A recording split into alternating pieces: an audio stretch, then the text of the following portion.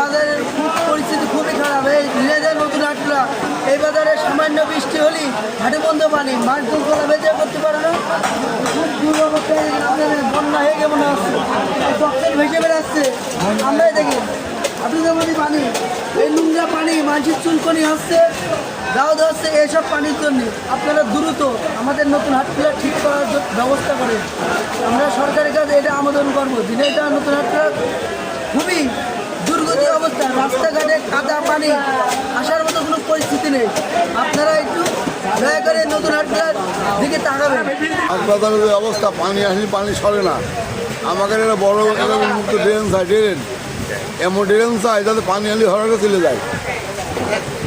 হালকা বৃষ্টি হলে পানি দিয়ে এখানে ভরে যায়। অতি শিগগিরই আমাদের এখানে বড় ড্রেনের দরকার। এই ড্রেনের জন্য আমরা বেচা কেনা করতে পারিনি। বৃষ্টি যত পানি, হাই রোডের পানি চলে আসে এই রোডে এসে এমনিতে পানি যায়। এখানে দ্রুত বড় হাই ড্রেন দরকার, ম্যানহোল।